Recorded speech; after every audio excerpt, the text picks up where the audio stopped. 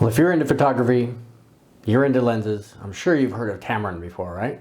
It's not a new name out there, a brand. They're a third-party producer, supporting, a number of, various mounts out there from Canon to Nikon to Sony. Actually, Sony's a part owner in Tamron, in case you didn't know that, 12% ownership.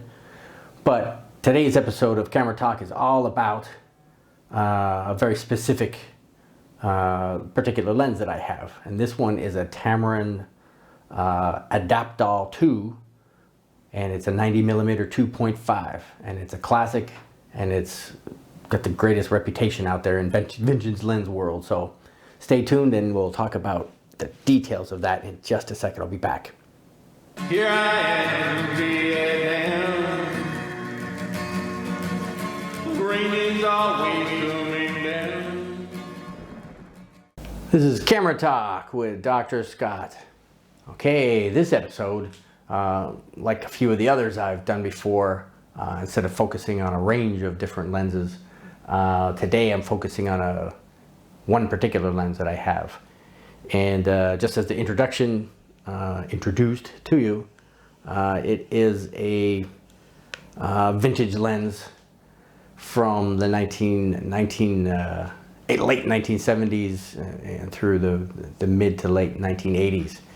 And what it is, it's a 90mm f 2.5, and it's a macro lens, 1:2 ratio, but it's great for macro photography, but it's also great for portraiture, which is my cup of tea. So I'm going to talk to you about this particular lens, and as I said, it's very sought after.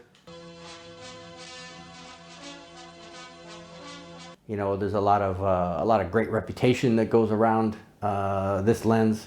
It comes in two varieties. There's a 52B, which what this one is all metal. It's a of course take off the adapter.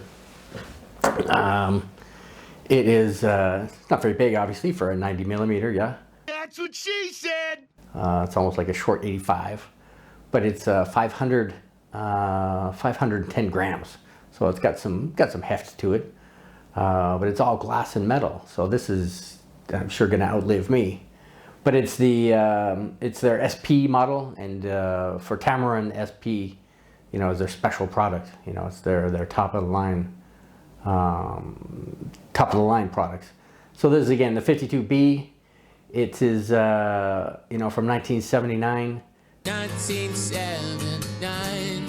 They made this all the way to 1988 when they introduced the 52BB, double B, but it's the same optical formula of 8 elements in 6 groups. But the 1988 version of this is plastic. It's more plasticky. It's got some metal, but it's much more plasticky. So the people who have the BB version claim that it's better, but if it's the same optical formula, I can't see how that would be any better, really. But anyway, the other thing that makes this special was in 1979, Tamron introduced what they called the Adaptall 2 mount. And what this is, it's a certain mount that takes these adapters, and if today you use a mirrorless camera, or really any DSLR, that there's adapters out there so that you can take, a Canon lens and put it on your Sony, or a Nikon and put it on your Canon, or, all vice versa and everything. Now, of course, with DSLRs, you have to watch for, the rear elements. If they protrude back when you focus in and out, they may hit the mirror. But on a mirrorless camera, obviously, that's not an issue. So just about anything can be adapted to a mirrorless, which is the beauty of that system. But anyway, so this is a typical Tamron Adaptall 2 adapter, and this particular one, again, it's vintage. It was this is for Canon FD mount. So you will put this on your Tamron, and then you can mount it onto your FD mount Canon cameras, or you know, if you leave this on, I could get an FD mount to NEX for Sony, or for my EOS M Canon camera, which is actually filming this right now. So I've done that before. I've used this lens on my Canon EOS M mount by getting the appropriate adapter for that. But I've since taken this off, and I got a Tamron to Nikon adapter, and then I have my Nikon to NEX adapter. But the Tamron to Nikon adapter is very thin. It's only maybe 2 centimeters altogether, including the mount flange. So it's very small. So I put that on I have a Nikon to NEX adapter here. So I mount that on it, and I'm good to go. I could put this on my A7R2 and use it just like it was a native lens. Now remember, of course, all vintage lenses are manual focus, so that's the only downside for those who are living in the world of autofocus. But as you know, I have like 70 some odd vintage lenses, and they're all manual focus, so that's pretty much what I use on my camera. So I'm quite used to manual focus anyway. And my genre of photography is mostly portraiture, and generally with portraiture, people aren't darting around and kicking balls or racing bikes zipping by, this kind of thing. So generally I have the time to focus in on my subjects and get a nice clear shot. So again, this is the Tamron 90 millimeter f2.5. And, just to give you a quickie overview of Tamron itself, before I give you some samples, Tamron's one of the few third-party lens manufacturers who, after World War II in Japan, actually survived to this day. A lot of the companies that came out at the time have since closed their doors and said see ya. As far as manufacturing goes. But Tamron still exists today, and they still produce great products. I'm going to get myself the 28 to 75 Tamron for my Sony here for when I'm out and about and need to have autofocus and varied focal length without carrying around a slew of different vintage prime lenses. But anyway, Tamron, opened the doors 1950. These days are Taisei Optical, and they used that name all the way till 1970 before they actually switched it full-time to using Tamron. But the name Tamron itself was actually named after one of their main optic designers, engineers, because he was so critical to the success of the company, and his name is Urue Tamura. Maybe Japanese help you speak Japanese, or And so Tamron came from Tamura, and they've used the name ever since. But again, the Adaptall benefit to this is that this lens, before they had adapters to mount to various things, was that depending on what kind of camera you had, whether it was a Canon, a Nikon, a Pentax, a Olympus, a Konica, a Praktica, a Ricoh, Minolta, Tamron made these little adapters for all those manufacturers. So therefore you could use this lens on all those film cameras, and no other company was doing that. So that again gave Tamron that competitive edge over others. So with that said, so let me get you some photos to show you the benefit of this. benefits. One of the the only downsides of this particular lens is due to the element the rear element being flat element on a mirrorless camera. Sometimes the way the way, you know, if the light gets in at a certain angle, it can reflect back off the sensor, you know, through that rear element, and it'll create a small purple dot on your photo, and I'll show you a sample of that.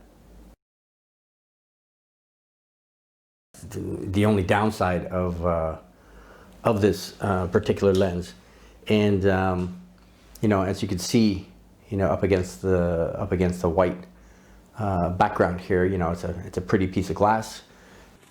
I feel pretty and witty and gay. You know, some great macro photography, if that's what you're into. For me, I'm not really into you know, photographing bugs and things like that. Ew! Others are. All the kudos to you, but it's just not my it's just not my thing. So, but it's great. It's a great portrait lens, though, and that's what, you know, that's what I'm using it for. So now, if you're going to take this outside and use it, you know, use it outdoors, of course, you're advised to get a hood. You know, the deeper the better, really. You know, to add to the contrast, because it is you know, the lens is not that far recessed into the barrel, so it could be susceptible to light flares and whatnot. But anyway, that's really the only weaknesses of the lens in that regard. So as I said, let me get some shots of my typical example, besides taking pictures of oh, that's me. Besides taking pictures of Dylan. Aww. And showing you some photos of him. But first off, I'm going to show you, you know, how it zooms in on the end of my What he said. Canon M50 here, and you know, like you know, as you see in my other photo or my other videos, the 135 has a minimum focal distance, focus distance of 1.5 meters. Well, this also being a macro lens, 39 centimeters is pretty good. So, you know, I don't need to back up with this 90. So let me zoom in on the end of the lens here. Again, it's the 15 to 45 on my Canon M50, and as usual,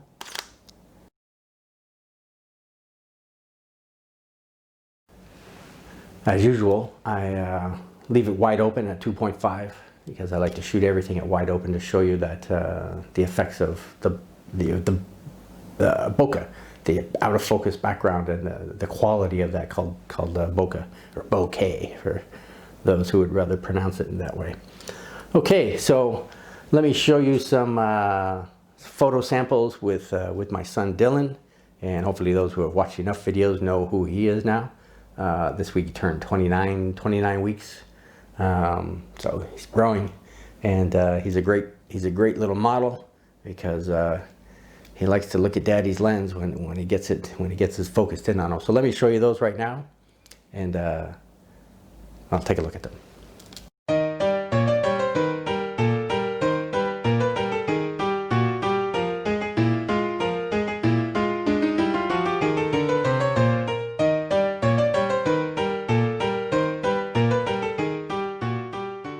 Okay, so we're back. Let me put my Zeiss 50 1.4 back on here. It's also a great lens. I'm going to do a video with this one. I also have it's because it's a Contax Yashica mount. I have a 35 Distagon, also 1.4 Contax Yashica. So I'm going to do a video on the two of those. Super lens, you know. Again, I can't say enough about these vintage lenses. They're wonderful. Saying what you feel. So anyway, back to my Tamron. So that is pretty much all I had for you this week. regarding this lens. Again, it's a Butte. It was, I think I got it maybe $100 at the time. For this, it's worth every penny. It's a super lens.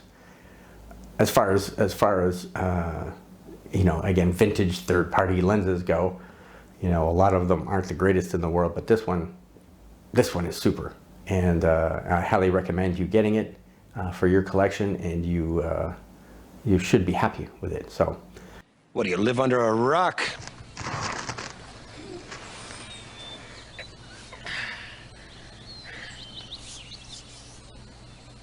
all right, so this was Camera Talk with Dr. Scott, brought to you by Modesty Photography.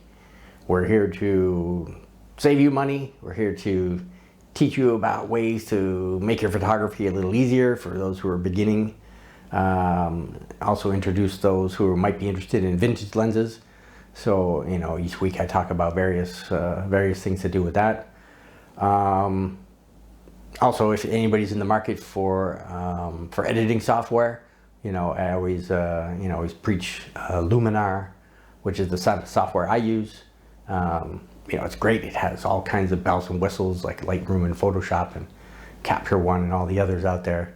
It's very economical, which is, again, the whole purpose of Modesty Photography, is looking at the economical end of things, especially compared to, the modern lenses that are out there, even though, a lot of the modern lenses are economical themselves if you compare to the best of the best and whatnot.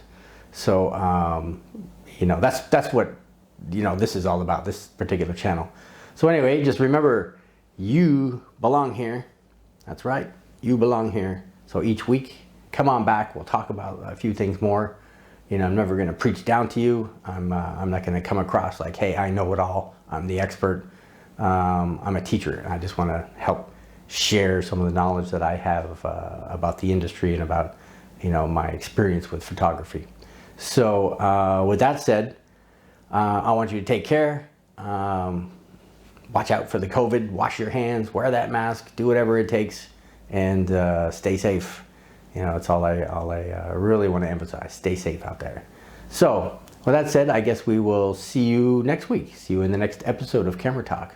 So remember, subscribe, and please subscribe. It helps my channel, helps to get me some exposure out there, so more people can see what I've got to say and what I've got to share with the world. And give me a thumbs up. We all like the thumbs up. We all like the thumbs up girls, right? Let me break them in right now.